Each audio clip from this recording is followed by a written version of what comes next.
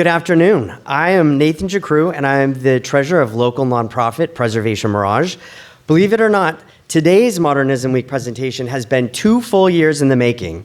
It started with the simple premise that most Modernism Week programming focused on famed mid-century architects that shaped the desert modern style. Names you probably know, like William Cody, Albert Frey, Donald Wexler, and Richard Neutra. But not the innovative architects that are working in the Coachella Valley today. Architects who are not just preserving Desert Modern's legacy, but actively evolving it. In 50 years, we believe their names will be spoken with that same reverence. So today you'll hear from 4 contemporary masters, each of whom will present a striking visual montage of how Desert Modern has influenced them, their work, and then convene for a discussion on where it's headed. I'm also proud to announce that today is the very first time the city of Rancho Mirage has officially participated in a Modernism Week event.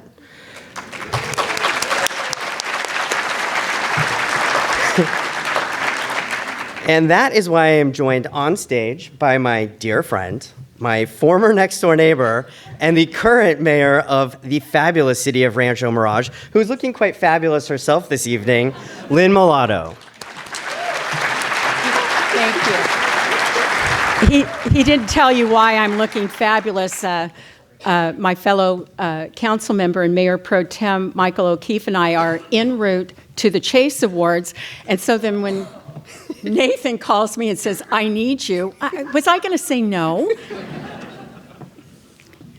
Thank you for that lovely introduction.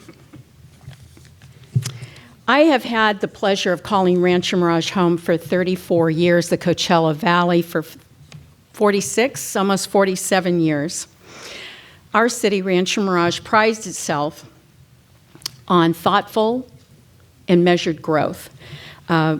We're all very, very proud of our desert city's unique legacy and our architectural heritage. And why is that? Because it's one thing to have the fabulous structures that we have in this wonderful city, but it's also the people that lived in those homes, where they came from, what inspired them, what brought them to Rancho Mirage.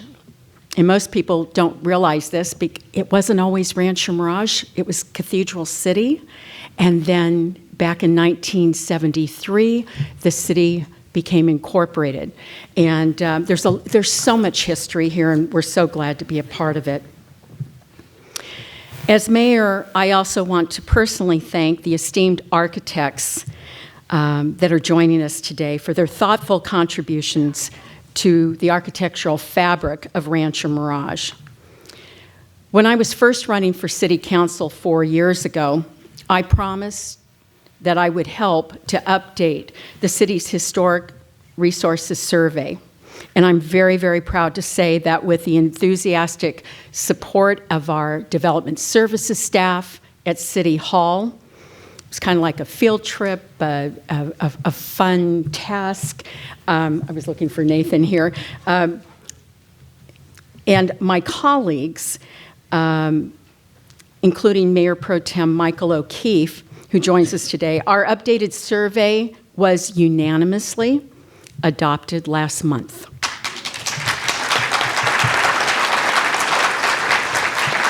We've added dozens of homes in 5 new historic districts, including the very building that we are gathered in this afternoon. And I'm going to date myself because when I arrived here back in 1980 as an X-ray tech that worked in the main hospital, they were just building this beautiful, magnificent structure.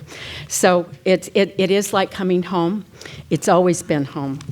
And we're here to enjoy it.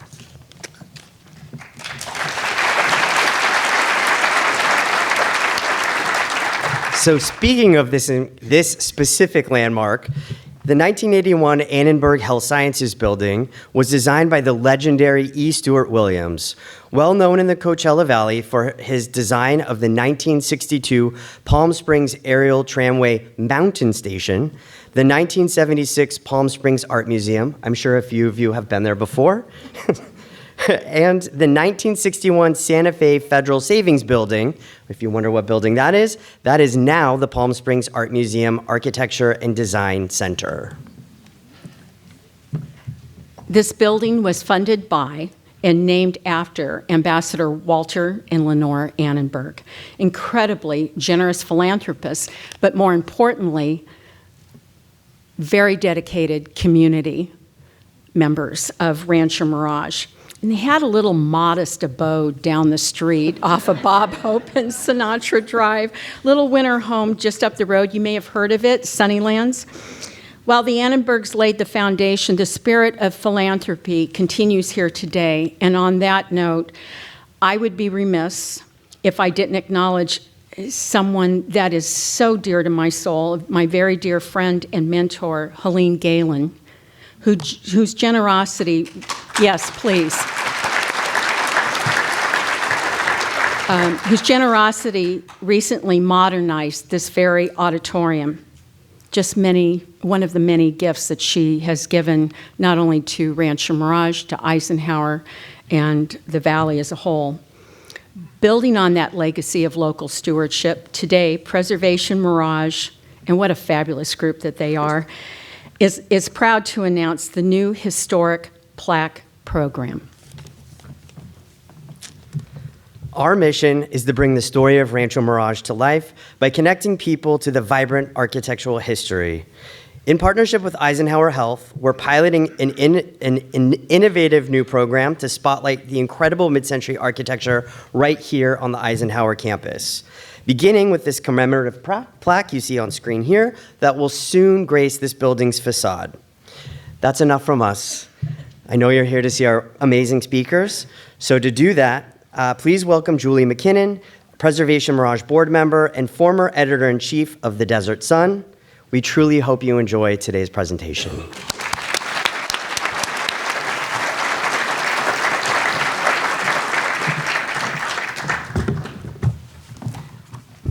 Thank you, Lynn, and thank you, Nathan. Good afternoon.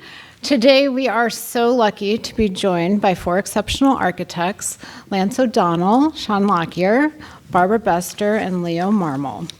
By now, you've already read in your program about the accomplishments of these four, the projects they've worked on, the firms they've built, the awards that they've received. You're going to be hearing from each of them shortly. But allow me to frame today's conversation just a little bit. All four of these architects are in an ongoing dialogue with the past, to be sure, but also with the present, the future, and sometimes even amongst themselves.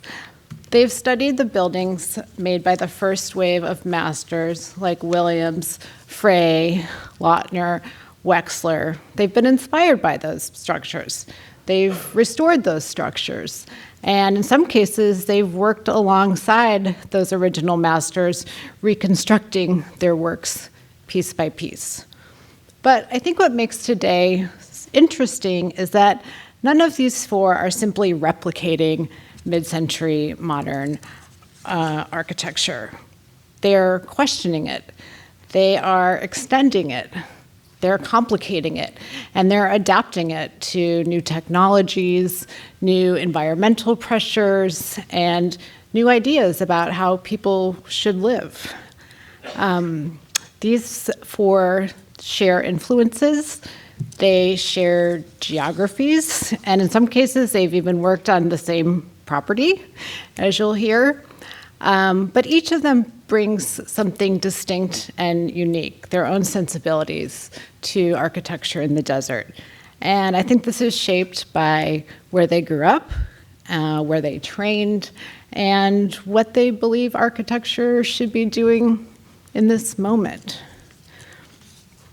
So I think tonight is not about nostalgia, but it's about the living conversation between past and future, preservation and innovation, memory and possibility. So we'll begin with Lance, followed by Sean, Barbara, and Leo, and then we'll bring them all back up to the stage for a conversation, and you'll have a chance at the end as audience members to ask questions as well. So let's get started with Lance O'Donnell.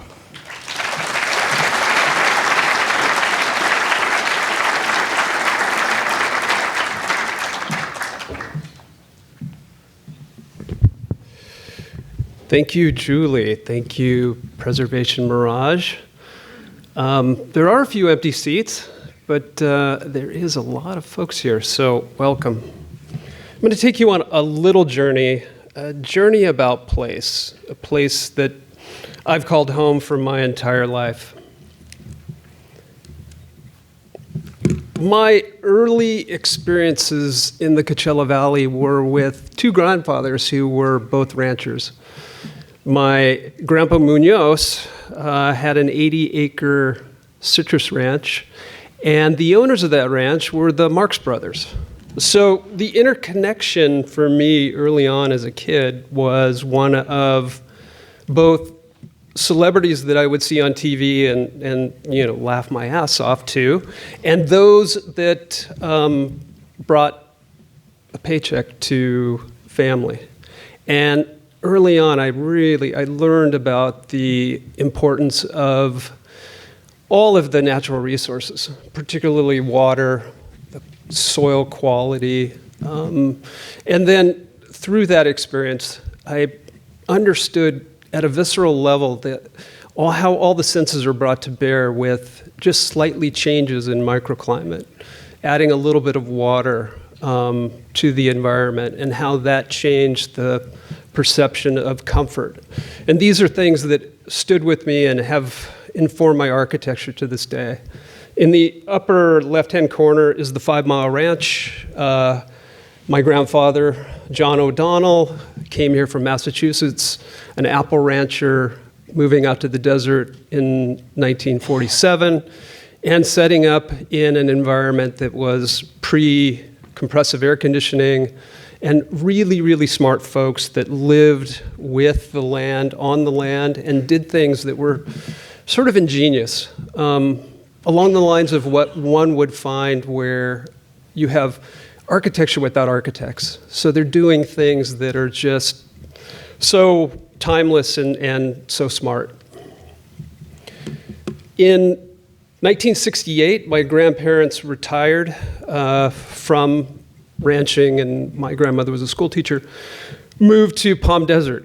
And next door was Hopalong Cassidy. So, I mean, go figure. Your grandparents move into a house, and there's a beloved movie star that was towards the end of his life. We affectionately called him Hoppy. But William Boyd was, he was quite a character. Black and white house. I would say that the image in the lower right-hand corner is more indicative of the kind of homes that I would see when I would go to friends' houses. These low-slung ranch houses that were prevalent in the Mid-Valley. We would say Palm Desert, La Quinta, Indio, where the agricultural land was. So it was not unusual. The house was unusual. There's no visible windows at the front. One might think that, it's about privacy. If you go to Las Palmas and Palm Springs, it was about the hedges and the estate properties. Here in Palm Desert, it was just, simply Hoppy. In the year I was born, 1962, my father was hired at the College of the Desert. So this was part of a legacy that I had enjoyed my entire life. So my earliest experiences were learning to swim in the pool there, which was 14 feet deep, and it looked like it was to the bottom of the ocean. You name it. It was this playground that was something that was monumental, especially to a young boy.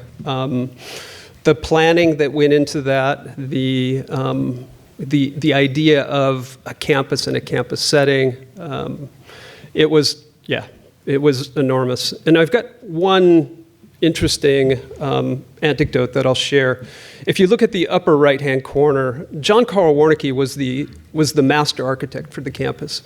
And in the process of developing the campus, they also hired the who's who of desert modernism. Everybody but William Cody was working on campus, with John Porter Clark as the local master architect. Stu and his brother were the main architects of many of the buildings. Don Wexler with Rick Harrison, and then Albert Frey was also working on campus. And so they were working alongside the San Francisco office for Warnke, and Warnke was coming down, and this is told to me by Don Wexler. Warnke's coming down. He's coming down to the desert because all the buildings are getting done. They're getting ready for the grand opening. And all the local architects were worried. They were worried that this concrete form, and you can see there's precast concrete in the lower left-hand corner. So there's these columns with colonnades and this very durable architecture of the campus. And they were worried that Warnke would see the imperfections in the concrete and kind of take them to task about not minding the store. Well, we're working here in the desert. We've got huge temperature variations. At that time, there weren't a lot of large construction companies. So they're worried. And they went through a process of sandblasting a lot of the concrete. And so Warnke shows up, and he shows up with a couple people from his staff. And again, Don was there, Stu was there, Frey was there, John Porter Clark was there. And they start walking up the steps, and Warnke stops and says, "It's amazing. It's just how I imagined it. It looks like it's 100 years old." So they all took a deep breath and said, "Okay, this is good." And to this day, that campus is just, it's easily a 100-year building. It's been there for over 60 years. So here, immediately adjacent, Edward Durrell Stone in the late 1960s hired to build a campus here for the Eisenhower Medical Center. And on that campus is a whole series of buildings, including the one we're sitting in, that Stu designed some years later. But in 1971, there was a groundbreaking. And I was at that groundbreaking, so there were over 600 people here. And I was here because my mother was one of the first surgical nurses in the hospital here. So in the lower right-hand corner is my mother shaking Richard Nixon's hand. And I could just imagine what she's thinking to herself. She goes, "I'm still voting for that George McGovern guy." So in the upper right-hand corner are all the dignitaries that were here that day. And I've got a photo also of, and Bob Hope is on the left-hand side there, and Mimi Eisenhower is right in the middle, and she's doing her best Queen Elizabeth pose there. Richard's next to her, a future president is behind her, Ronald Reagan and Nancy, and it's just the who's who. But the photo that I have that has my mother in the foreground and Bob Hope in the background, Bob looks exactly like he does there. He looks disengaged. And every time I ever saw Bob Hope on TV, he was like the star, but I think he was being upstaged by all of the other activity that was going on.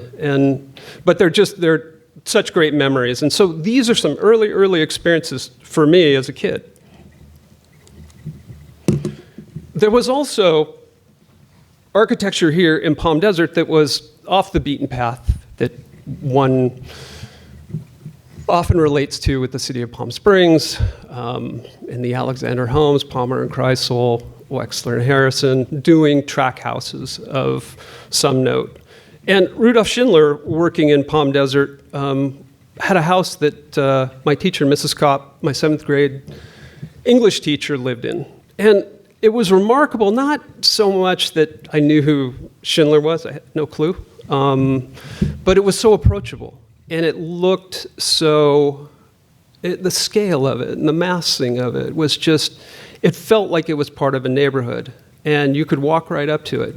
And that home, if we look at the lower right-hand image, is much more indicative of architecture that I grew up in. A post and beam, exposed ceilings, low slung, not precious, not trying to be anything other than a good desert build. Now you guys are going to have to leap with me because I'm going to fast forward some 20-odd years. And so now I've gone to, as an undergrad, and I've gone to grad school, and I come back to the desert. And I come back to the desert to teach at the College of the Desert. So I'm teaching at the College of the Desert. I meet a partner in my professional life, Anna Escalante. And Anna and I, we're modernists. But in the 1995, when the phone rang, likely it was, do you guys do that Tuscan stuff? How about that Mediterranean stuff? And it was, it was disappointing. So we filled our activity doing a lot of things, including teaching, including doing experimental little buildings like this one where we learned to weld and, whole sorts of things. It's a tinsel structure that sits on one little point on the ground, but floats slightly above the ground, and we would move that thing all over California, take photos of it. So it was a time of experimentation. It was a time of learning and starting to identify a craft that would lead to my entire future career. So again, now jumping ahead another 20 years, have the opportunity to work with some great clients. This happens to be in Palm Desert in a country club, Bighorn. It's one of the last homes in there, big parcel. But some of the things that are enduring in this project are this idea of orientation, solar control, wind protection, just siting buildings in a way that stand the test of time and make it so that you don't have a technical person on speed dial. If something goes wrong and the shades don't come down and the sun's setting and you've got to deal with a bunch of things, they take care of themselves because they're oriented in just the perfect orientation to let the winter sun in, keep the summer sun out, no afternoon glare, and then still capturing the abundance of the views and the sights that make this Coachella Valley so wonderful. Another opportunity up on Southridge. So Southridge is replete with many great architects having worked up there over the years, from a William Cody project that's just behind there, Wexler, the Elrod House, the Bob Hope House, just so many great properties. This was the spot where a small little triangle of land had a sales center on it when, in the 60s, they were selling the lots. You could drive up there, park on this parcel. There was a trailer there. You go in the trailer. They give you a brochure. Nobody ever thought this was buildable. It's a 5,000 square foot little triangle hanging off the hill with the hillside behind it. And so we were challenged with this idea for a color field art collector dealer to design a house to fit on this with all of the things that one expects, swimming pool, and the abundant views. And I think of this home and working up on Southridge as being like the airline pilot that when you're flying into Palm Springs, you just have this panoramic view of this wonderful city that's unfolding before you. Mount San Gorgonio in the background, Mount San Jacinto, Mount Santa Rosa, and the little San Bernardinos. It's fabulous. And to wake up to that every day, I can just imagine what, Lautner was doing at the Elrod House. It must have just been a fabulous place, but this has the exact same views. And then more local and germane for a conversation here in Rancho Mirage is working at Sunnylands, and probably one of the best projects that that my office has undertaken. We had the opportunity to build 7 buildings, 50,000 square feet, a campus for a very growing organization that the visitor center was becoming very, very successful. So the Fred Fisher building is in the foreground. This is on the property back behind. The A. Quincy Jones main house is over in the middle of the golf course, and this was on some undeveloped land. And so the first thing that we did was said, how do we create an administrative campus and an archive campus that works year-round, 365 days a year, celebrates the rhythm of place, and is both a wonderful place to go and work, but very, very low energy. So we did some things that are part and parcel to good architecture. We completely daylit the space. So if you look at the middle 3 images on the right-hand side, that's the main working space, and it's big north-facing glazing, and then south-facing glazing that's super well shaded. There is something that I always wanted to do. I always wanted to experiment with this idea of not cross-ventilation per se, because cross-ventilation, for any of you who live in the desert, you open a window and my wife will say, you open the window and all this dust comes in, and then we're dealing with, everything, the fallout of all that. I wanted to cross-ventilate this, but I wanted to use some technology. So in the lower right-hand corner, there is a large volume, slow-moving fan that is tied to the energy systems for the building. So when the temperature outside in the evening, say in a couple weeks, drops below 74 degrees, the big fan turns on, some louvers open, and some energy recovery units bring fresh air in through filters. They push air into one end of the building. These large fans, there's 2 of them that are in that ceiling that you see.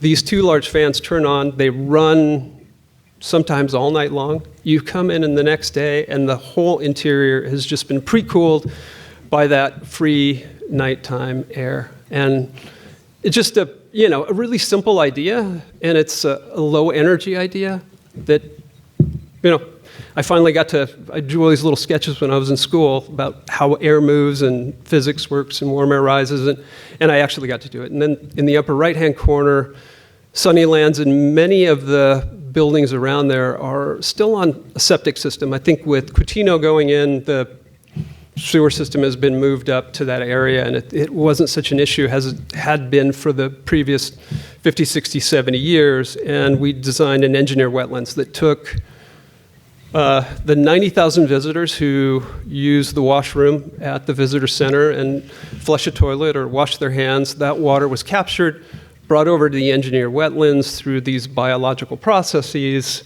cleansed, and what we see there is we see a polishing wetland in the foreground, cleansed and pumped back out to the buildings to, again, flush toilets. So that's the closest I'm ever going to get to working on the space shuttle. So it's this closed-loop water thing that I'm pretty proud of. And lastly, I'm just going to finish with a connection back to my working relationship with Don Wexler. And many of you have toured Don's buildings. This was on an earlier presentation, a similar house. This is Steel Development House number 1.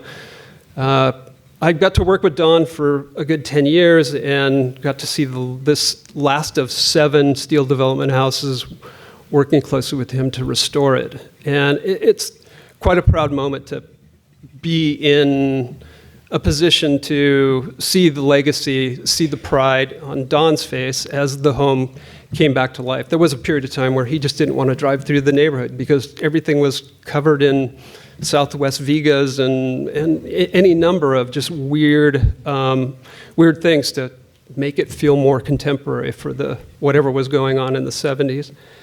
So I'm going to conclude by saying, yes, I'm born and raised, I'm 4th generation desert person, but it's not as important as the talent that comes into town and the talent I have sitting in front of me here and that you're going to hear from. What's really important is having people who are coming here because there's really great work to undertake. And then I also want to thank each and every one of you, because without the stewardship of the homes that you may own, or the week that you come to the desert and you celebrate Modernism Week, it's what sustains us. It's what makes this community proud to continue to develop this legacy. And that legacy hopefully will far outlast me into future generations. And so I thank all of you for being here and participating. Thank you.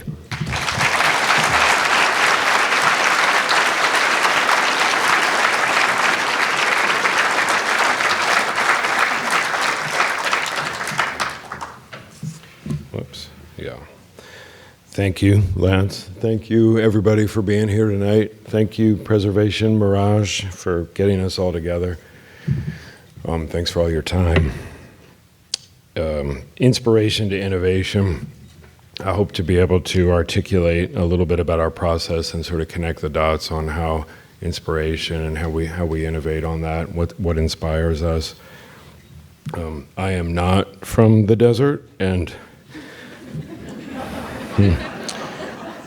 this was the home I was born into in Staten Island, New York, and so it's fairly unremarkable as I look at it here. But I think some of this is looking back, connecting the dots on architecture and what it means to me today and what we're creating, I think was very much inspired by some of this experience here. The architecture that was created here, that wall you see on the slide on the right, I always thought that wall was 20 feet tall as I looked back in history, and it's probably about 10 or 12 feet tall of concrete. PS 40 was the public school I went to behind this house, and this backed right up to it. So, this house did not connect to the exterior environment. My family later moved to Philadelphia, and similar scenario. Our houses were made for shelter, and shelter from weather, shelter from elements, shelter from security. They were built with sort of this fabric of stone or brick, elevated from the street slightly, and so you're sort of lacking that connection between the interior and the exterior spaces, other than some sunlight, light and shadow play that we got sort of in the frontage of these houses in the rear. A little bit about some early influence on what inspired me when I did come to California, and even prior to that, we looked at this project during school before we came out here, and it's Frey House 2, as everybody knows, in Palm Springs, sort of up on the hillside there. I had the opportunity to stay here one night, overnight, which was sort of a mind-changing experience for me. To be able to sleep there and really interact with all the detailed spaces within and without that Albert Frey was really creating here. I find this to be a very poetic space, mostly in the way it connects to the landscape, both the interior and the exterior. It's some of the handcraftedness and this sort of the smallness of it and the bigness of the nature and the environment and the context that it's created, communicating with here. So we find that very inspiring. This house, I think, does a really good job of sitting within the landscape, and that's become very important to us, as I think Lance introduced here in his chat. Creating a visual connection of that landscape in the interior spaces, but also creating a physical connection between the two has become very important to us, and not just with the visual experience, but also with touch, sound, sight, smell. All those things, I think, working with each other are some of what inspires our work the most. Next couple projects, more inspiration here. So Rick Joy, this is the Tubac house, and it's one of the earlier projects we studied quite extensively, and we still look back on when we're looking at our work and how we might integrate with nature. You'll see that the image on the left from the frontage, that house sits very nicely within and sort of built down into the desert and really connected almost at eye level with the land and the landscape there, which I think is a really interesting play in connecting the interior spaces with the exterior land formations. And on the right, you see this sort of artwork created between the built environment and these very clean lines and the reflection of the sky and the flora with it, and the water feature you see there to the right. Another source of inspiration for us in our work, Wendell Burnett Architects, close by here in Arizona, same as Rick Joy. We really look to them for inspiration for materiality. Here you see a nice clean integration of the desert floor landscape connecting with the hard built surfaces, the forms here that you see and sort of the shapes, sort of crescendo of the boulder stacking and integrating with the nature and really seating these homes nicely within their environment and context. Part of our process involves quite a bit of site exploration and study of that and how those materials might integrate into the design process, how they might integrate into the programmatic features of the spaces. So we do spend quite a bit of time looking at sort of materials, colors, texture, finishes. We're looking at the finishes here for some of our projects. This is sort of the earlier process. After a site study and programmatic study of the spaces, we'll start to get into materials and bring those to some early meetings to start to have a conversation with clients about what materials might be appropriate for their particular site and context. There's very little sheen in a lot of what you see here. That's not always the case. Sometimes there's a nice energy or a juxtaposition or sort of a tension between materials and architecture that you'll see in a few slides ahead. But yeah. So getting into our projects now. So this is the Desert Palisades Guardhouse, sort of in the northwest corner of Palm Springs. It's a 110-lot custom home community.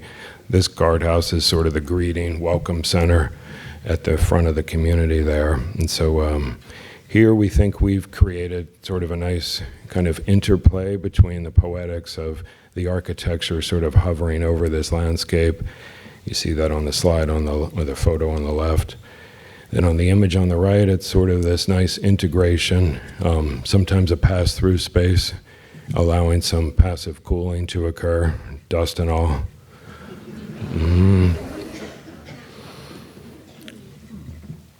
One of our favorite projects completed a few years ago, feels like yesterday, Hillview Cove, we're sort of back at the south end of town, also up on a hillside lot. On this particular project, there was just a great team and sort of a different process for us, where a lot of times on our projects, we sort of integrate the landscape and the architecture design at the same time, sort of in-house. And we believed early on that we really needed to do both of those together if we were going to successfully integrate both of those environments with each other. However, on this particular project, we had a great team, interior designer, owner, landscape architect, and builder. And I think this project's very successful for us in a lot of ways. And I think one of the things that made this so successful was that the process and the team with that project was such that we would have a lot of design meetings together with the whole entire team, sort of challenging each other and challenging materials and programmatic, spatial sequences, things like that. And then we would, including the builder, present these to the owner. And so we just had a great owner. And so when we would go to them, it would be kind of as a unified front that we all decided together this is the way things needed to be. And we had a great owner that just said, okay, fine, then it's going to cost what it needs to cost to build that. So not every project's like that, but this was a successful one in that regard. You'll see, I'm just going to rewind for 1 second. We talk about that material integration a lot, and we talk about texture and planes and continuing the interior to the exterior and vice versa. And I think one of the things you'll see here are how those interior surfaces just flow nicely to the exterior, and they become the same thing, or they are the same thing, and they don't change, and we're just allowed to live amongst those interior and exterior materials and spaces. And we think that has just a great effect on the mind and the spirit and your experience of this space. These are the image on the left here is sort of the frontage. That's a window there, that vertical slot, and you'll see that and sometimes, like the frontage of this house, the image in the center, those windows sort of face the front also, and they provide these very framed views of some particular pieces of landscape further in the background across the street to the south. And so it has sort of an imposing frontage to it that also provides some of that same security you might have expected in Staten Island, New York, but here just done a little differently and integrated into the landscape a little nicer and a little more cohesively. The image on the right here, the owner asked quite a few times for a space that felt cozy and a house that felt cozy, and so we feel like there's definitely a coldness to the concrete in this house, which there's a lot of, but we feel like with the right spatial design and the right materials and the right connection to these warm and sort of life-giving exterior moments, that some of these spaces are quite intimate and quite cozy and give a nice hug to the user. It's another project up on the hillside. This was for a couple of clients, two men who really wanted to focus on a place of reflection and kind of contemplation, a peaceful sort of getaway from their more urban environment that they were used to. Some of these spaces, like the one you see on the image on the left, this is a set of glass sliders here on the right. That space can be opened up and integrated with a much larger common space for their small gatherings, medium-sized gatherings. The image on the right is sort of a primary bedroom where they have a more expansive view that you're looking at straight ahead there, and then some framed views of some unique desert, more intimate spaces. We believe in creating these sort of nodes of activity in and around the site, and to really try to engage the whole site and the architecture in general. I happened to run into this owner this morning, and we made a comment. We were talking about some people that had been through the house recently, and it struck me that the house from the frontage, which I don't have a slide of here, but it's not a house like you would imagine that you drive up to and you say, well, this is my house, and it just wasn't designed that way with our process. We don't really design from the outside in. The process really designs from the inside out and sort of takes these programmatic features and the siting of the house and sort of nature and how we want to nestle these homes into the site. And then we sort of work the floor plan and the site plan around that. And then we end up with what we end up with here, which is just a beautiful series of sort of spaces that I think nicely sequence themselves from intimate to more common spaces and back to intimate again. It's another project that's a current project for us that we're really excited about, and so this we call the sheepfold residence. There's quite a few bighorn sheep that come down and drink from the tree areas that we've been irrigating throughout the process.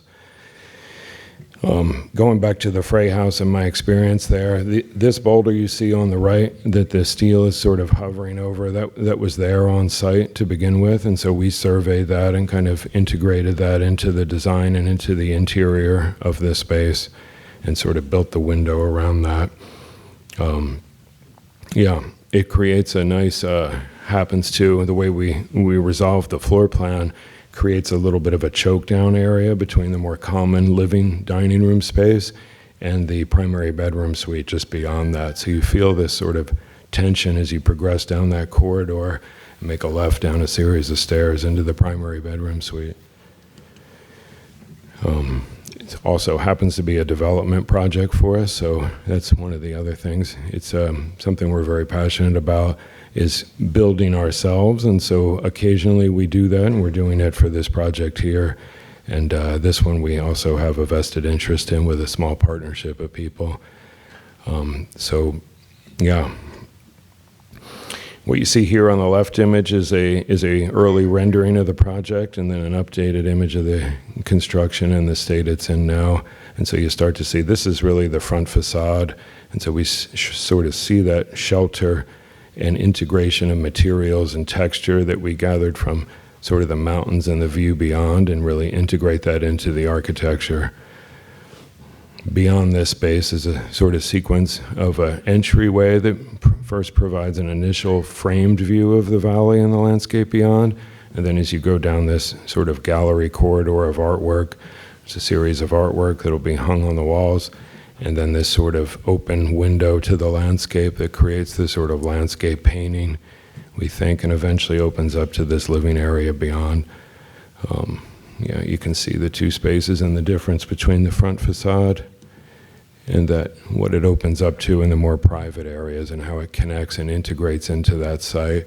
We sort of sit this thing down and step this house down just a bit and really nestle it into the site there to really help integrate and give you that feeling of being one with the context while you're in the interior and the exterior.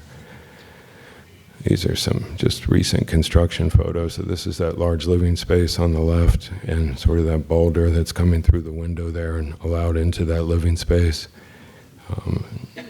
You'll see the primary bedroom on the right there and the light and shadow play there and how the texture is allowed to come into that space. So yeah. Barbara, thanks everybody.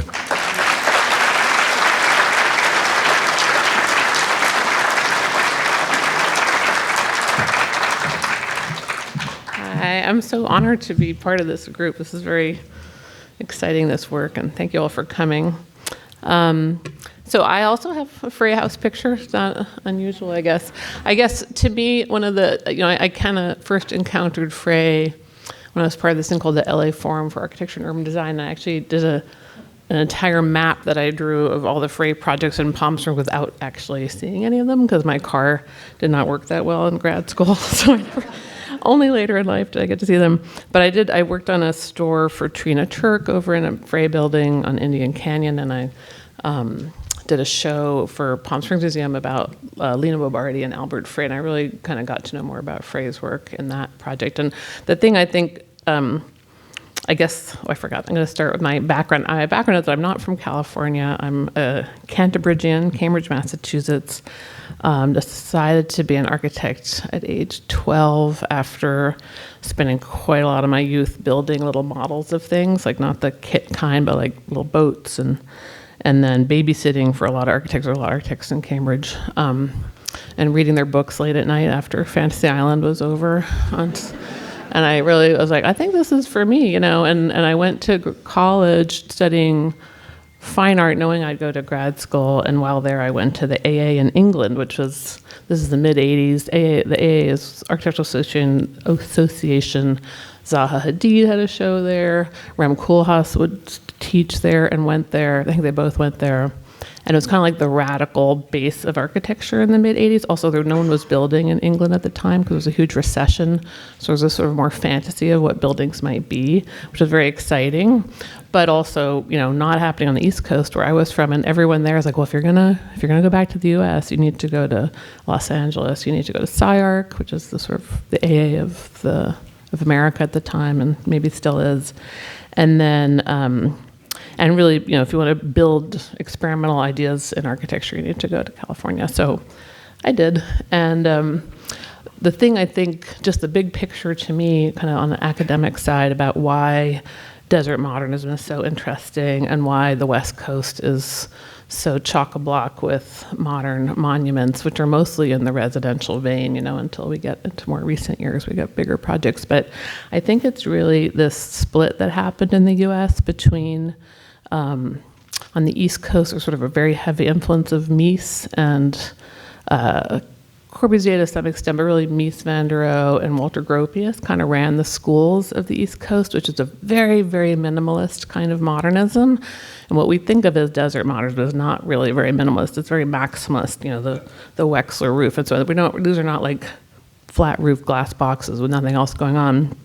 And on the West Coast, we have this huge influence from Frank Lloyd Wright, from Taliesin West. Schindler worked for him. Neutra worked for him. although Norwich maybe more Musean, but you have this, it's a much more experimental idea of what modern architecture is. It's funkier, a lot of different kinds of material ideas, a much more direct engagement with nature. I feel like the Frey House to me is so important, like not only the building and it's sort of minimalist, it's like the shelters they did at Taliesin West. If you haven't taken that tour in Phoenix, I recommend it. But there's also like a carved concrete little bench that's just outside the house, very nothing burger, but so incredible to sit in. It's always heated. You have this amazing view of the valley. And that, I think, is also so inspiring that there's an outdoor room that's like its own living room just by one kind of carved piece. Anyhow, so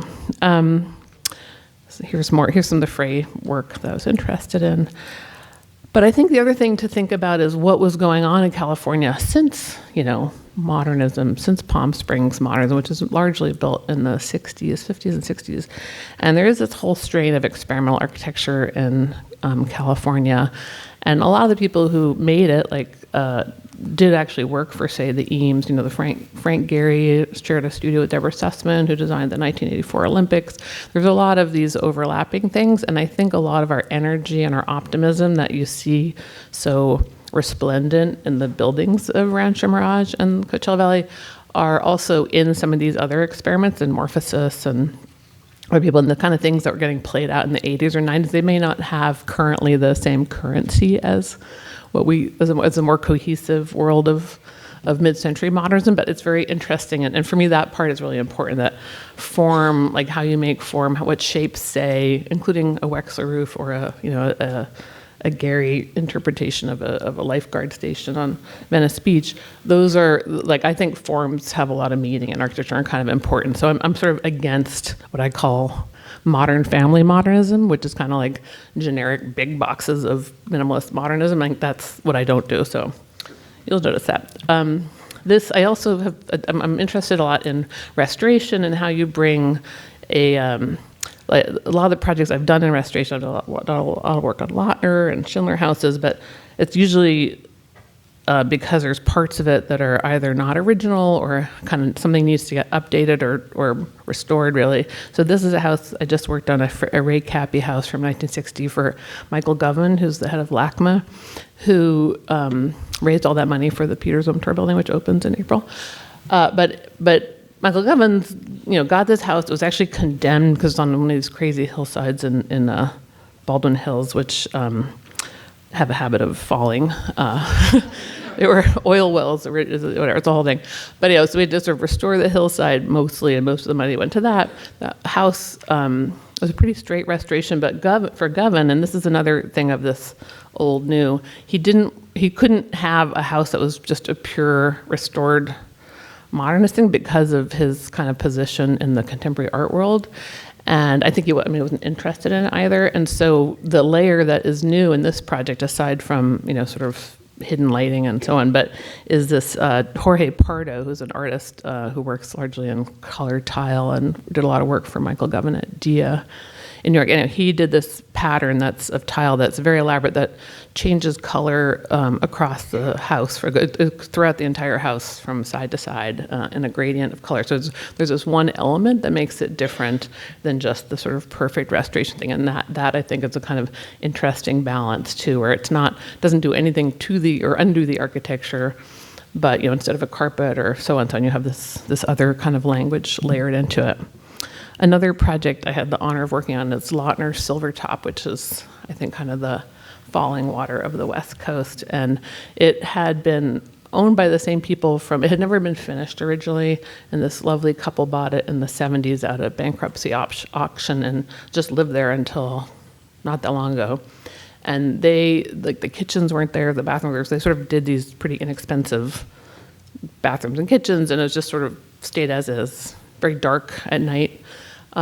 So our clients bought it, and a lot of what we did was this hidden sort of technological upgrade, so lighting, again, nothing that would interfere with the architecture. We had to restore a lot of the woodwork, but we also were able to do the kitchen and the primary bathroom in a kind of very different way, and also really the lighting we were able to bring a lot of it to life, so it has sort of like a night life as well as a daytime life, and working sort of with some of the indoor outdoor parts. But these two parts, this kitchen, which kind of played off the organicism of the shapes of the house, but by using a kind of more organic design for the cabinetry, which is sort of the opposite.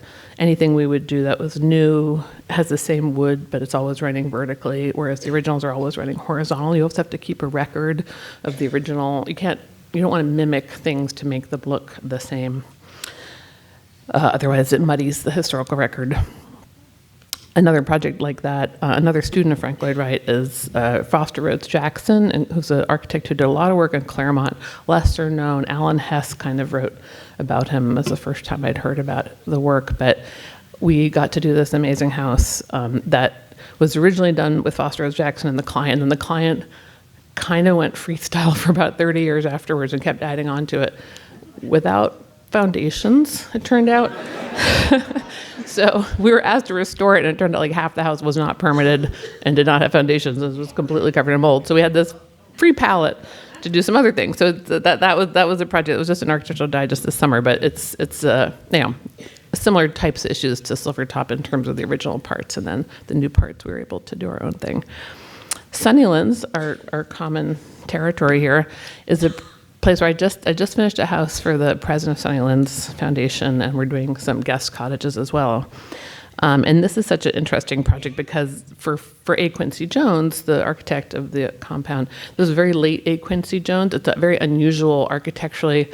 The pyramid is not unrelated, I think, to some of the other projects in Rancho Mirage, where people were getting really influenced by having gone to the Mexico Olympics and seeing like the new. This is not made up. The anthropology, all that architecture kind of came back and like filtered into a new layer that you see in the desert. And I think the pyramid and if you know this project, there's a couple of big sculptural pieces in the front. There's a sort of meta reference to Mexico. But anyhow, our house was meant to be related to this because it was really providing space for when they're doing the kind of larger mission, which is a kind of Camp David of the West, convenings for politicians, that they needed more housing on site. So we did a project that's sort of about this house, the pyramid, and sort of inverting it. So our roof is an inverted pyramid, which also does read as a kind of desert modern project. So it's kind of in the vein of what's contemporary of the traditional mid-century here, but also about that. And the underside of it is painted a light pink, maybe not as intense as the Annenberg pink. And a winery that we did up in Napa Valley was around the same time as that Albert Frey Lumbabardi show, and kind of taking, say, the Wexler roof or the Frey circle windows as almost thematic elements to use in the branding of the winery. And this is a thing where the Napa Valley is all about themes. People have Loire Valley themes, they have Tuscan themes. So our client, Kashi Coletti, who's a second-generation vintner, really wanted to make something that was about California.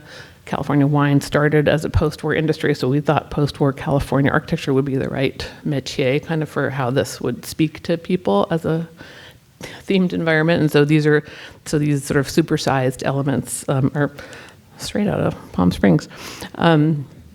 And then I guess the other thing for me is like life after modernism. How do we do modernism today? And I sort of said I'm not so into that minimalist box thing, but something like this project, it's covered. It's a roof that mimics the hillside stepping down, and it's coated in TPO, which is a vinyl material. So it's actually fireproof and also very abstract. So we kind of get this abstract shape related to the Soriano house next door to this house. Anyway, so just sort of taking the formal issues of modern architecture, but also exploring them in different ways today is something I'm kind of interested in. And maybe this is the most different of this presentation, where trying to create a community out of housing. I think Palm Springs and Rancho Mirage are so wonderful because there's so many different kinds of clusters. There's pretty dense condo communities, there's spread out single family, and everything between.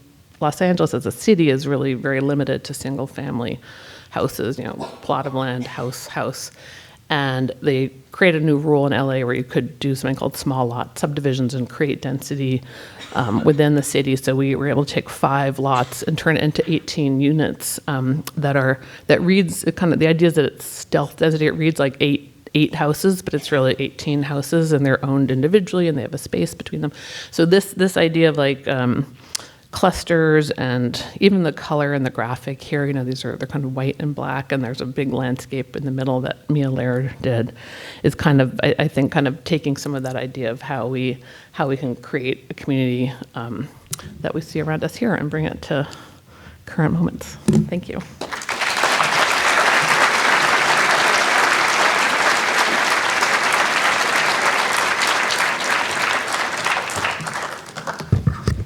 Thank you.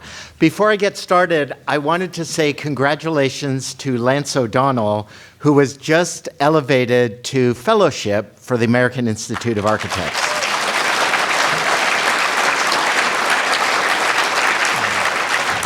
I know this ahead of all of you because I was Lance's sponsor for the nomination, so I feel no hesitation to take full credit for all of Lance's work in the desert.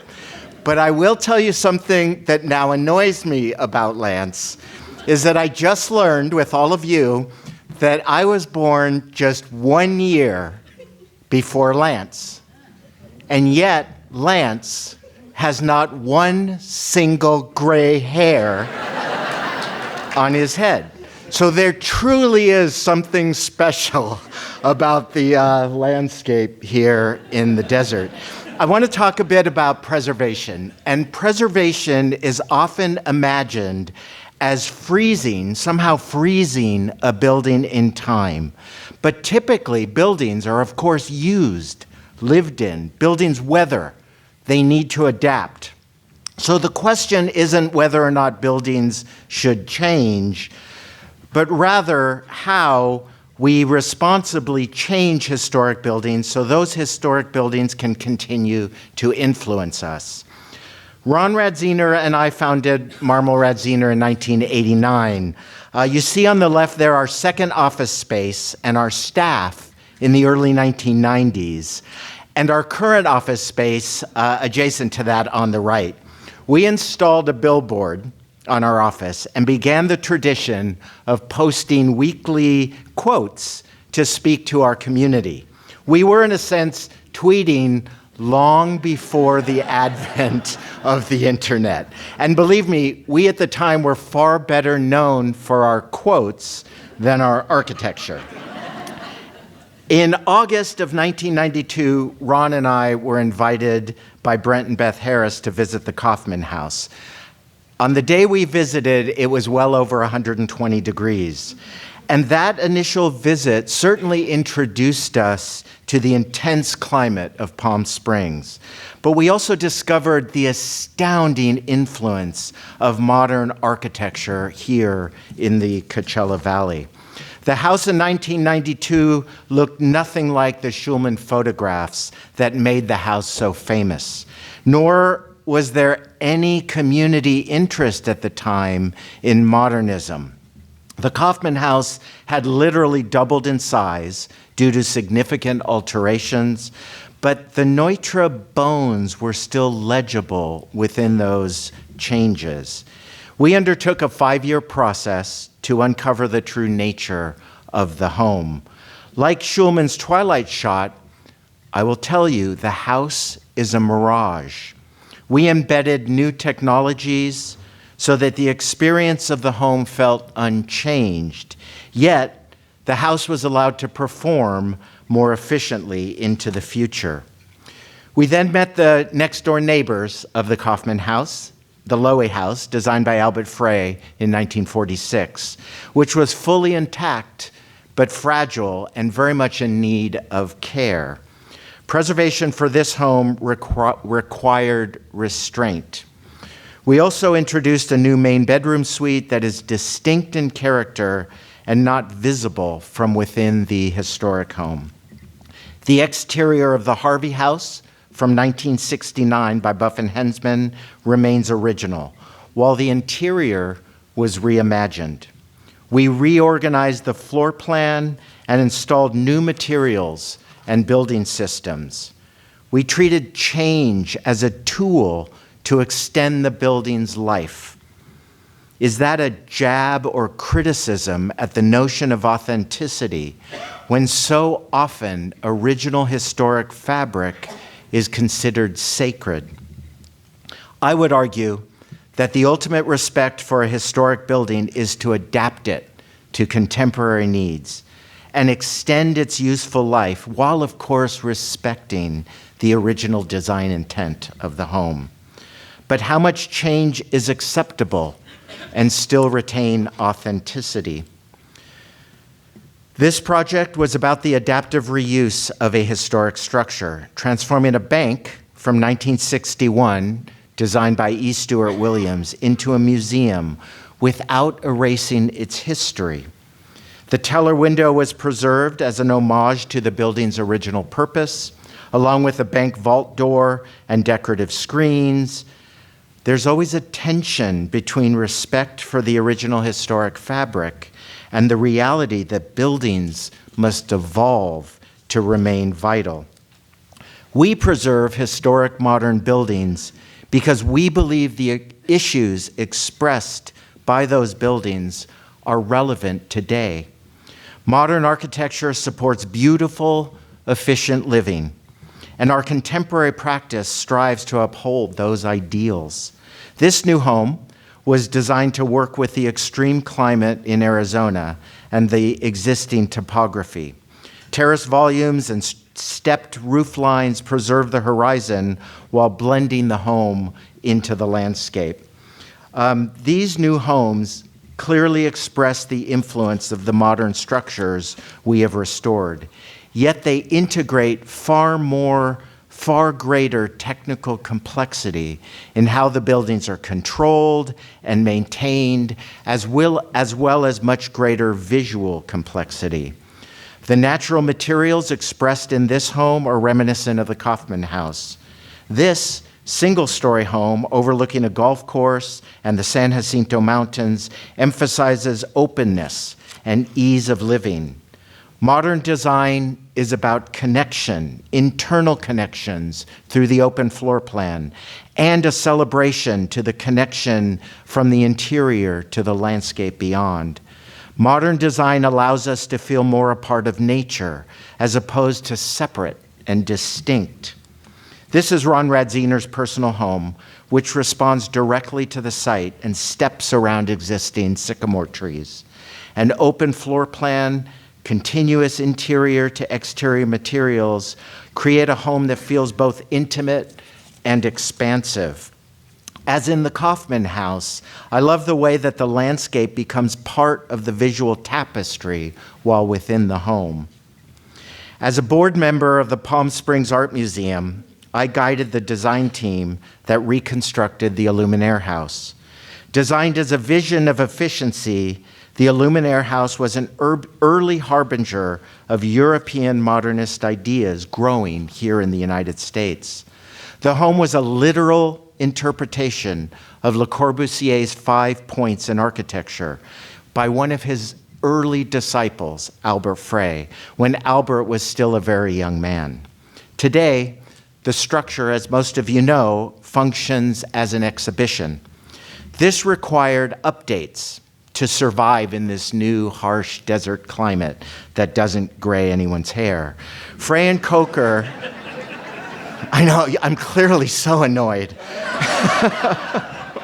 Frey and Coker designed the Illuminaire House to demonstrate the power of prefabrication as a viable technology for mass-producing beautiful, efficient, modern housing. Not only did they want to make good design accessible at a lower cost, they also saw the prototype as a solution to the housing crisis of the early 20th century.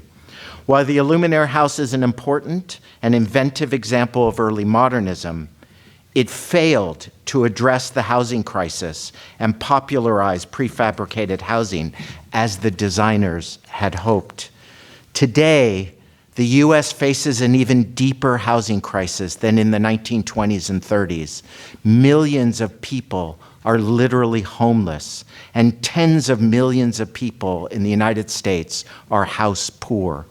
The question isn't aesthetic, it's economic and political. What is our social responsibility as architects and builders to the urban challenges that surround us?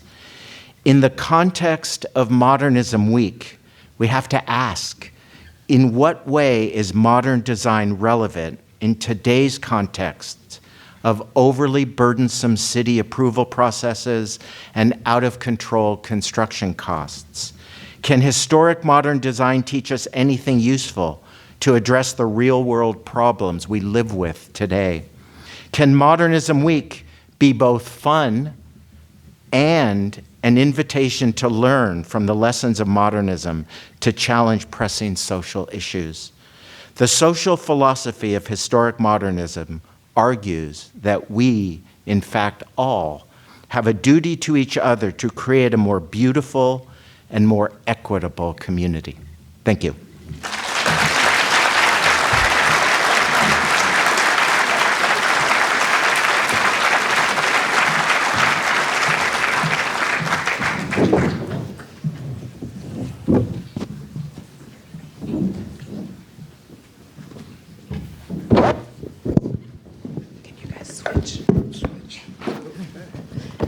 Sitting under.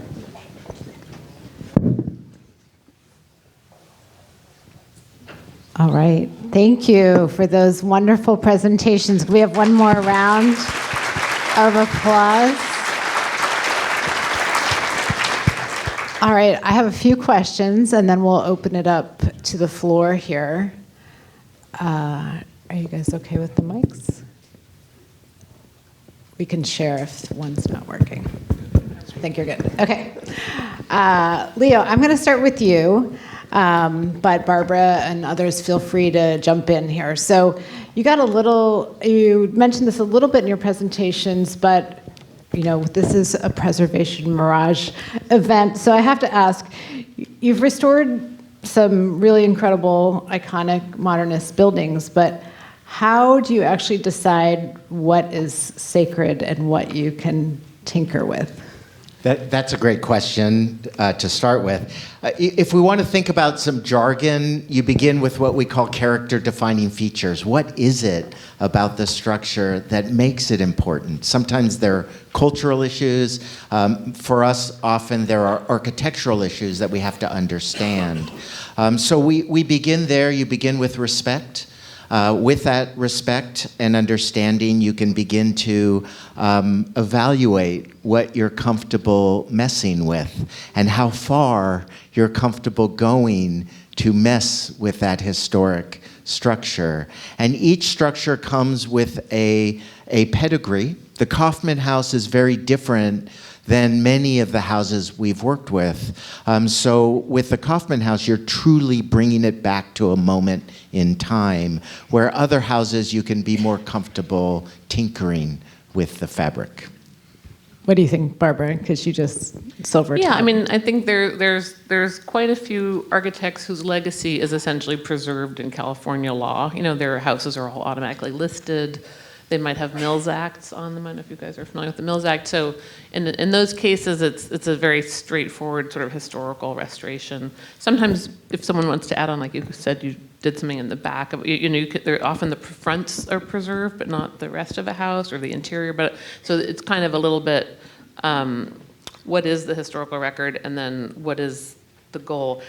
I guess the converse side. I remember there was a famous case that was very controversial. I think it was Gore Vidal gutted a Neutra house to build, a giant master suite and all this stuff, and then resold it as a Neutra house. And a lot of people are like, that is not a Neutra house.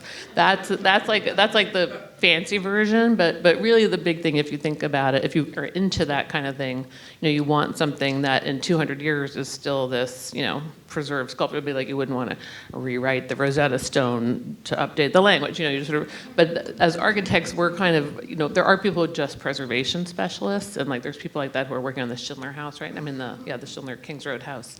That's pure preservation because it's such a storied house. It's very tiny. But most of the kind of stuff we're working on it's more like, when you're going to update something within a context that's existing, again, how do you tweak it so that it's not messing with the historical record? You kind of recognize, this kitchen is different than this historic part of the house. And you really want to keep that record straight for future generations. Lance, do you want to jump in? I'd say there's another side to this coin too, which is communities can also become zealots. We had a 1956 Wexler and Harrison home that is in Deepwell in Palm Springs.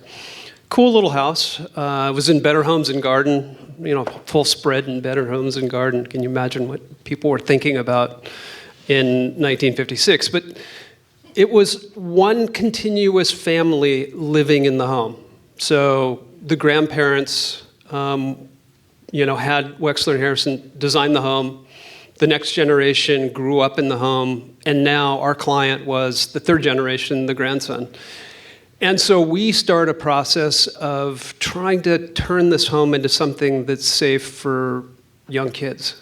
And all single pane glass, no tempered windows in it. And so we start through the process, and the folks show up from the Historic Site Preservation Board, and everybody gets giddy about the fact that this has been in one continuous family, hasn't been bastardized, hasn't been touched, and it looks like it's this thing that just popped up from the 50s. And we were in the unenviable spot of having to kind of work through the safety of this house that was going to be deadly for little kids running around and running into the glass, and working with the city to restore this to the point where the character-defining features are still there. And we came up with a compromise, but it was quite a process that felt punitive. As an architect, I was like, they hired a good local architect to do a restoration for a family that's owned this thing and has loved this thing for 3 generations. And we're not about to screw the thing up, but we want to have some latitude. So there's also that aspect too. Yeah. Sean, any comments? Well, it just looks like, similar to what we were saying about context, it feels like this fine group up here and their projects really considers the context of the house and where it came from, and respectfully adapts where adaptable and adds on to where possible, and then carefully restores what needs to be carefully restored. And it feels very poetic and like a nice dance between the two, of the old and the new, where I've seen that tonight. Yeah. Okay, so you've worked on a lot of restorations. What is the thing that drives you the most crazy? Like, what did the mid-century masters get wrong that you have to fix? Lance, do you want to start? Or? Yeah. Well, so great fortune of working on some William Cody homes in El Dorado Country Club. And he was affectionately known as Mr. Thin, right? And I didn't really understand how he got his fascias to be 5.5 inches with these big cantilevers. So as we're going through this restoration expansion, I've got a client that's from Portland, Oregon, and he's about 6'3", and he's like, I hate this damn trailer. You got to raise the ceilings everywhere. And, that's an anathema to the existing bones. So what we did is we started to peel things back, and all of a sudden, all these steel beams show up in this thing. It's like he got all of this Mr. Thin through cantilevering with the latest technology in steel construction. And it was just fabulous. And then you get into the air conditioning systems, which are all underground, and you discover, oh, it's old irrigation pipe that was at my grandfather's ranch. And all these things were just kind of cobbled together. But I think the thing that I always loved the most was how fearless the mid-century architects were. Just fearless in the cantilevers, fearless in the mechanical, electrical, plumbing systems, and just creating these homes that were, fabulous. So what did we have to do? We had to modernize them. And as Leo was saying, and I think, Leo, you avoided those dreaded phone calls for 5 years working on the Kaufman House, where you didn't have to figure out, is it going to be Tuscan or is it going to be, some Mediterranean thing? Yeah, I think we also have to recognize that attitudes about living change over time. So it's not that the architects from the 40s and 50s got it wrong by making the kitchen back of house that no one saw, because that was the attitude about where the housewife was to be placed, or how we interacted within the living experience. Fortunately, things evolve and we have new perspectives, and somehow we have to get those historic buildings to be responsive.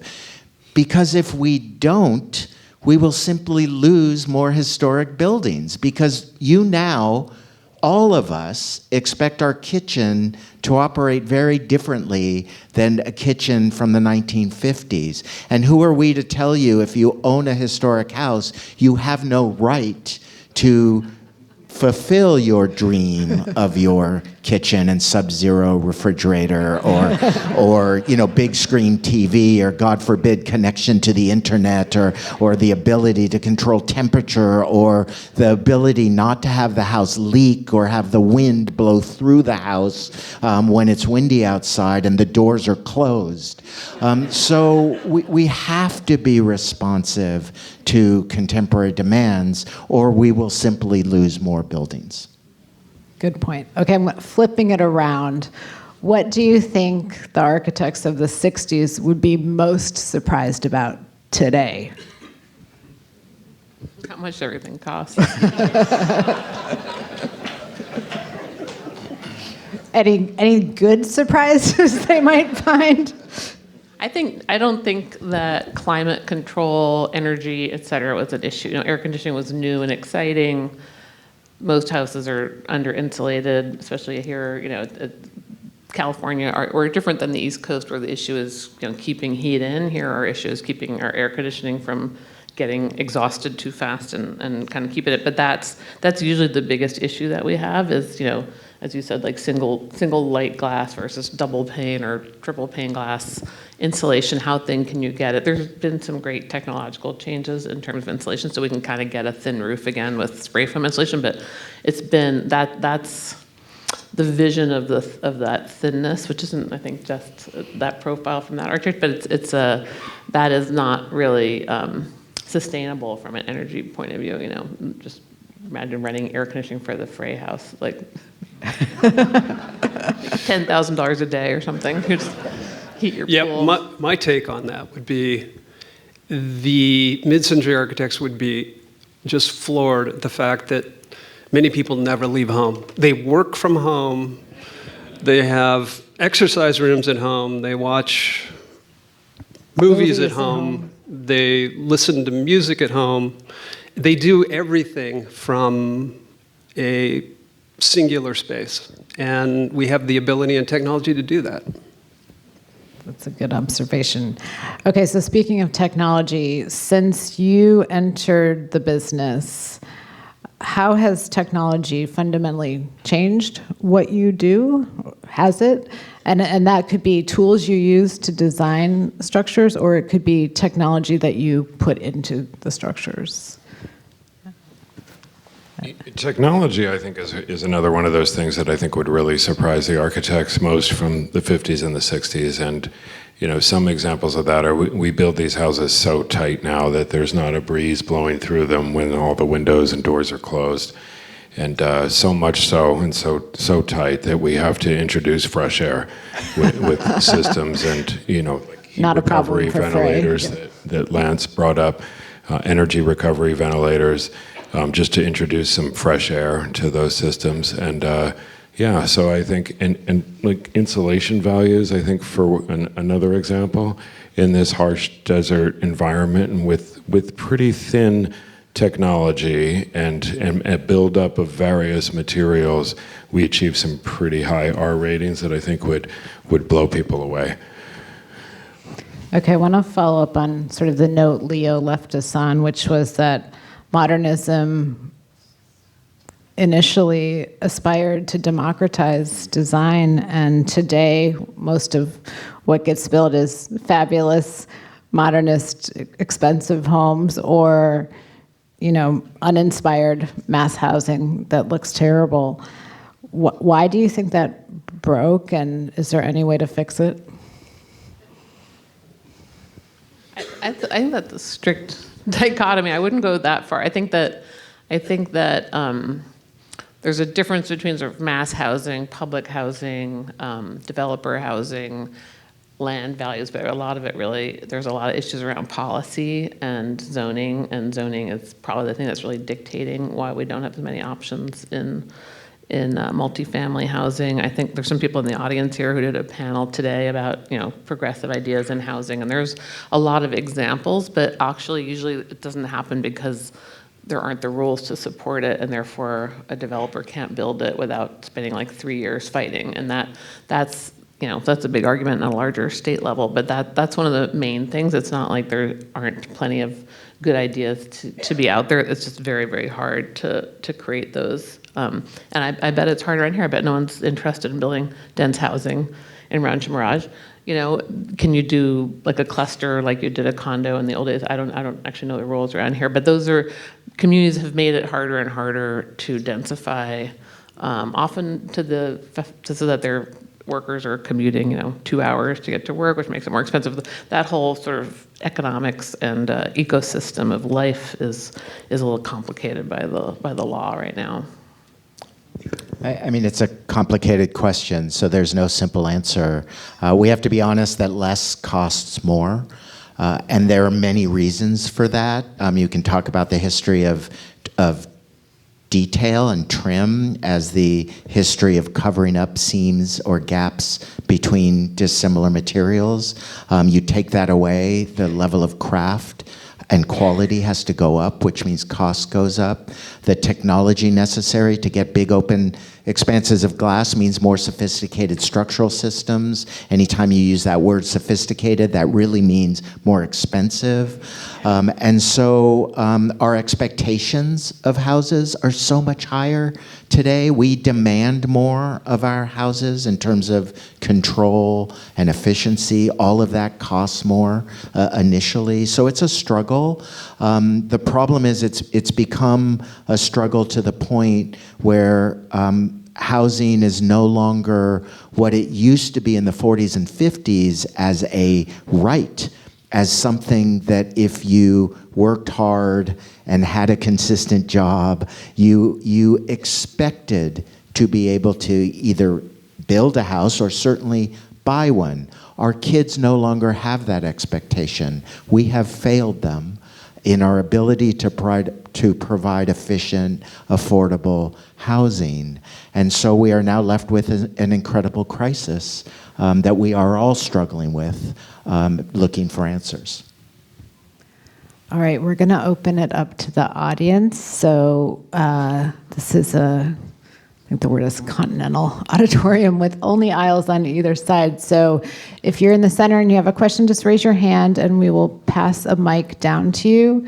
But please do wait for a mic because it's exceptionally hard for people to hear, especially in the back, if you're in the front and you're asking a question. So I see one over here.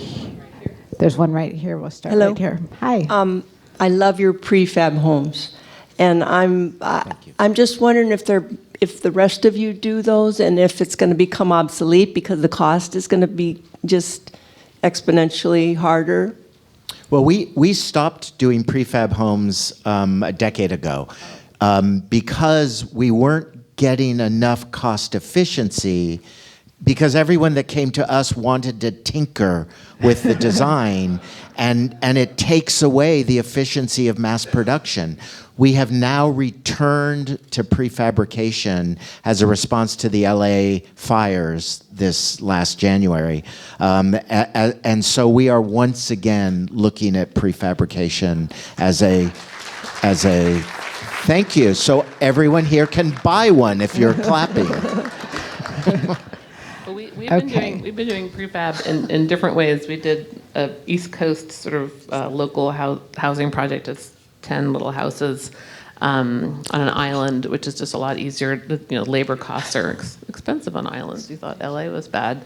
But I have a friend who used to run plant prefab out here, which is a plant that makes prefab projects, and she's now she calls herself factory agnostic. So I've been working with her on several projects, especially Altadena, where the budgets are lower than Pasadena, to kind of do components of her house that are prefab, things that are sort of more technically intensive, and be able to bring those into site. I don't think there's the law, like in LA County or LA City, it doesn't quite work. You can't just bring one in, like out here, I think in parts of the valley you could do that, but there you end up going through the same building department process you would as if you were building a new construction. It ends up being somewhat onerous to have the inspections done in a factory. It's the whole laws are a lot, but the further out you are from a major city, the more you can prefab away happily, and that's a good thing to know. In the last downturn, 2008-9, we started to work with a company that had a bidirectional bolt moment-resisting frame. So it's a flat pack system that you could easily have all these factory components. It's roll form. It's all steel. And what we found similar things to what Leo was saying was everybody wanted to tinker with it. And we wanted to supply 500 square foot unit, 1,000, 1,200, 1,500, 2,000. And there were these modules, and the thing floats off the ground, lives very lightly on the land. And where it went was a really weird place where people would see it, and Dwell was, purporting this all kinds of different prefabs, and this one was in Dwell, and we got a lot of phone calls about, can I put this on a mountainside with a very little road? And what we wound up learning was the 800-pound gorilla in the room was CAL FIRE. Like, how do you get the fire truck up there to protect this house in this very pristine area? And it has nothing to do with, solving a housing crisis. It was about building in these pristine areas with something that feels like, okay, I just drive a truck up there, I got a simple crane, build this thing in a week, and then weather seal it for the next 4 or 5 weeks, and I'm off and running. And it's going to be as cheap as the trailer that my grandparents retired in, right? And no, it wasn't as cheap, and we never turned into the Toyota Motor Corporation of homes. It just turned into just continually chasing CAL FIRE, utilities. How do you physically build it, and how do you get it approved in these very pristine areas? Interesting. Okay. Yeah, well, I was just going to quickly say that what Lance is talking about, what Barbara mentioned, it's that we've created a politic that is so democratic as applied to what happens in our communities that we're no longer able to make decisions, and we're no longer able to support progress. The Bible of this is, of course, the book Abundance by Ezra Klein and Derek Thompson, that really thoughtfully analyze why liberal politics have made it impossible for us to provide housing or public transportation or urban infrastructure, that we all want so much say as to what happens in our communities, which is a good desire, but that has now, we have given you so much power that you now are able to stop what happens in your communities. And so communities are now fighting density and change. So the lesson in all of this is just don't be a NIMBY. Don't oppose projects. Support the need for change in your own communities. And that will help with the affordability crisis. Okay, did we have someone over here with a mic? Right up here. Is this on? Yeah. I wanted to ask a question about the beautiful poured floors that we saw in some of the houses. I think one was referred to as a concrete floor. I wasn't sure if there might have been also a terrazzo floor. They are so beautiful with the seamlessness, but houses do settle. Does the seamlessness last, or do you have to do something special regarding the foundation to make sure that that floor will endure? I can answer that. With today's technology, with a concrete floor, which we've done many of, there's a fair amount of specking up on the amount of rebar or tensile strength of the concrete to help reduce cracking. or introduce cracks where we want them to crack. They still crack. Yep. Yeah, what's the saying? There's two types of concrete: concrete that has cracked and concrete that will crack. Yeah, or ice cream melts and concrete cracks. But with technology, there's terrazzo flooring, and there's different type of flooring that we can slip sheet and put a membrane down and really bridge a lot of that cracking that's still going on underneath, today's concrete slab-on-grade projects.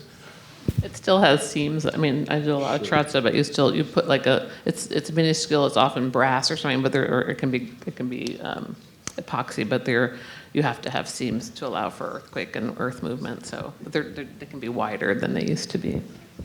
Okay, don't feel bad about your cracks then. All right, over here.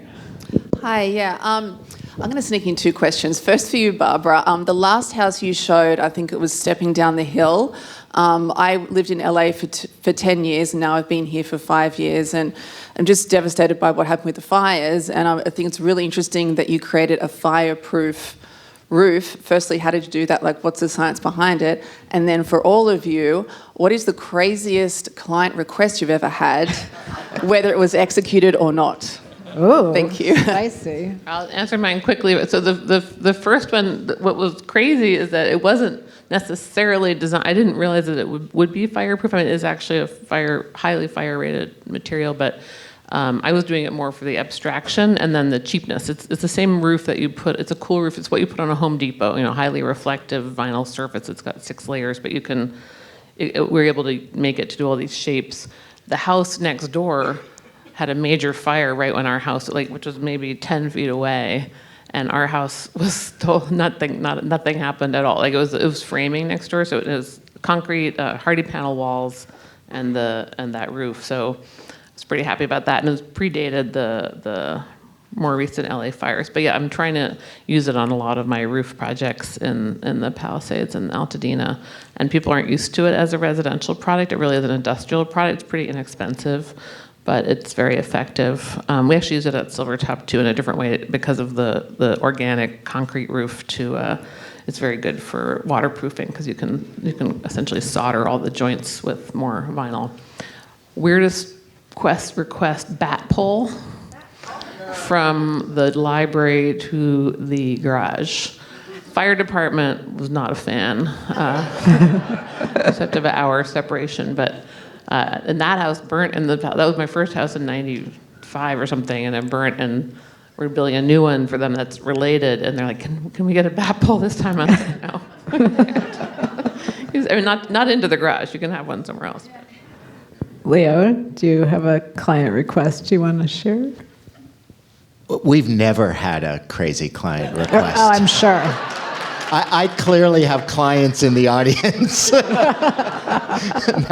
I think that on some, we're all crazy. We all want crazy things. We all are just looking for. What a diplomat. Boring. Okay, no. A swimming pool in the living room. Oh, wait, did you do it? We did. Oh. That's crazy? I consider that normal. That's pretty tame. An escape tunnel from a master bedroom closet out to the side of the hill. It did not get implemented, but that was a request. We've had all of those. All right, we've got a question up here. No. Push a button. Just yell. I'll repeat it. Go ahead. Okay, here we go. All right. Leo, I really appreciate you addressing the question of NIMBYism and the other lovely acronyms like CEQA and whatnot. But along those and other regulatory issues, you've sort of talked about those things, all of you, as sort of the other that has to be sort of somehow factored into, the fun things that architects do in the process. But it seems like that is really becoming a much larger part of the process of doing architecture, being able to interface with that public process that has become so democratized, as you say. And I'm just wondering how can we address that in a more proactive way that brings the profession into this new reality?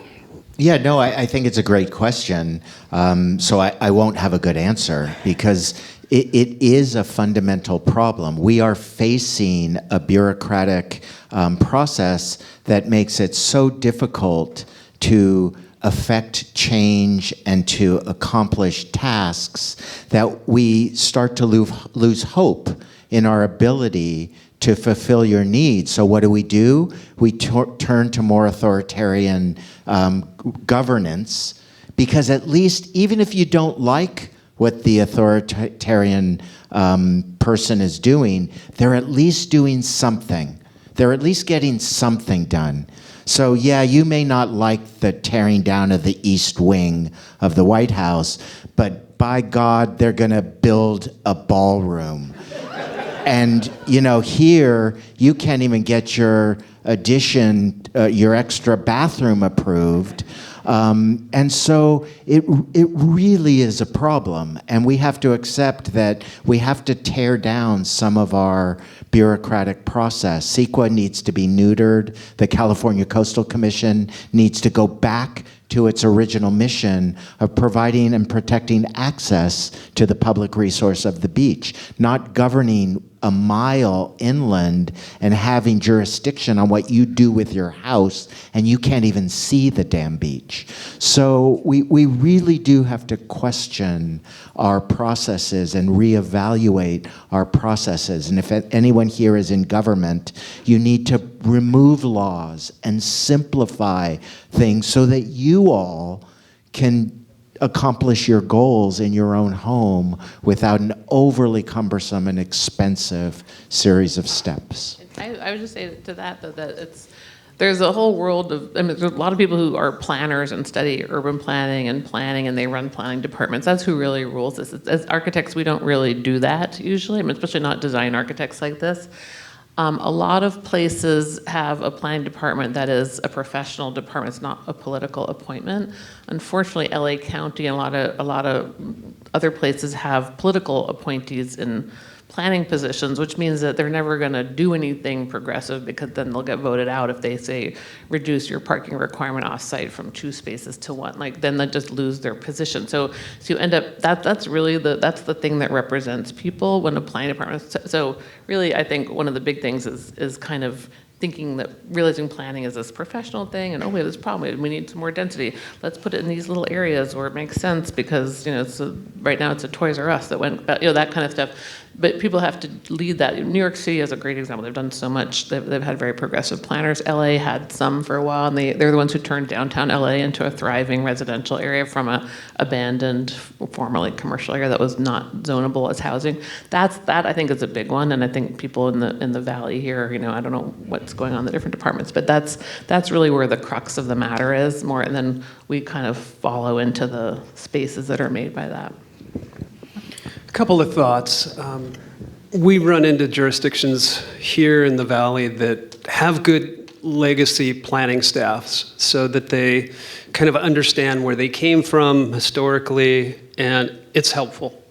But those staffs are often overburdened with projects and just slowness and having to incrementally do all the things that they're required to do. And so I know I talked with Sean some time ago about, at least on the building and safety side, so the code-related side, it just takes an enormous amount of time. And I think there's, within 6 months or a year, we're going to have these plan checks done by artificial intelligence. Oh, AI is going to see in that process of submitting a full set of digital plans that agentic AI can take a look at and say, okay, you've got these 5 things you need to deal with, and that could come back to us in 3 minutes, right? And we're not wasting the time that our plans get in an incubation period where they're sitting there waiting to be assigned to somebody.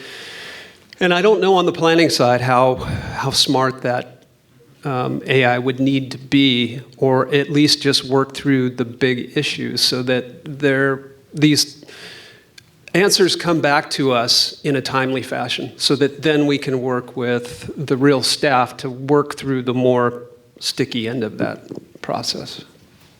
I would think You know, we experience working with systematized municipalities where things have to go through a computer system and go through a certain set of regulations.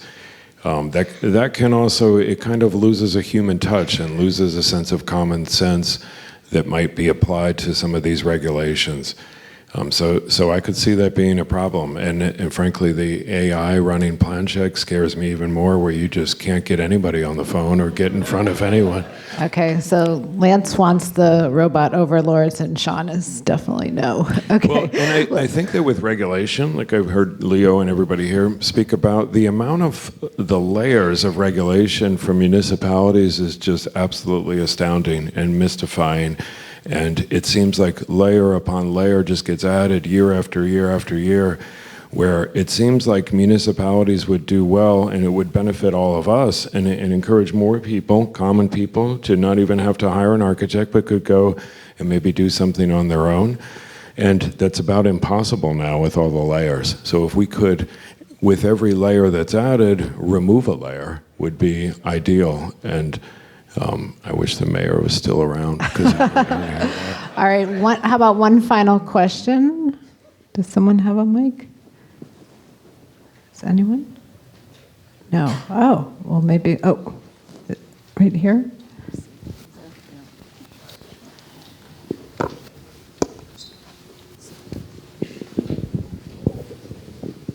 Thank you. I have two things to say. First of all, I'm an architect, and listening to you talk about the burden of bureaucracy, I finally feel that somebody understands what I'm going through every day, so thank you. Yeah, you hit me here. But to distract from that, I'm curious if each one of you would say, what is that one thing that gets you up every day, or that what does your work bring to this world? Yeah. I love what we do, and I feel completely blessed and lucky to be in the position that I'm in, to go to work every day and build and create and use my creativity and work with other people that are interested in the same thing. And I can't even believe we get paid for it sometimes. I agree. Yeah, I think for me it's what we all look for, right? It's human connection. It's the beauty of modernism. Modernism is about connection. The open floor plan is internal connection, connection to the exterior, connection within the family. So I think it's relationships, and that's what I love about architecture. It's about relationships. We talk about the buildings, we talk about the process, we whine and complain, but really what's so beautiful about it is we get to work with people's lives and fulfill their hopes and dreams, and in that process make lifelong friends and collaborators, and that kind of human connection that we're looking for. So that to us is what it's really about. So the reality of running a business and the creative, joyful process of designing and the connections that we create in forums like this, where we get to share a journey, those things are great. But the toil really is much more lengthy on a daily basis. So what is it? Is the joy that this sort of forum brings, does that override the monotony that we have to go through on a daily basis? And it does, obviously. I wake up, just as my colleagues here said, it's self-fulfilling. There's always changes in culture. There's always changes in technology. There's always changes in society. There's always a new crisis that demands new thinking. And all of those things continually allow us to be modern and to look at every day fresh and try to bring to bear a lot of disparate things. And so who doesn't like that, right? It's just, we can be consumed in our own heads, and we can, just almost be this impossible little robot that's solving a lot of things. But then there's times where we get to get to come together. We get Modernism Week coming up once a year. We get the opportunity to celebrate at award ceremonies. I became a fellow this year. There are things that markers along a career that just make it worthwhile and make each day just that much more successful. It's interesting, Don Wexler in his later years, there's so much wisdom that one accumulates over time. And these are the kind of careers that you continually accumulate wisdom, and you accumulate ideas, and you accumulate ways to do things in a more innovative and interesting way, and quicker. I design much quicker today than I did when I was young, because there was just so many things that I was thinking about, and were these all autobiographical things that I was having to work through. And you get older, and it's just like solving these things just happens much quicker. And so that's the beauty of this profession. And I wish there was a way to take the brains of these folks as they were aging out of the profession, and just give it to a young person and give them that wisdom and that hard-earned effort, so that they could project much further than we all do, just kind of going through the process. Thank you all for being here today.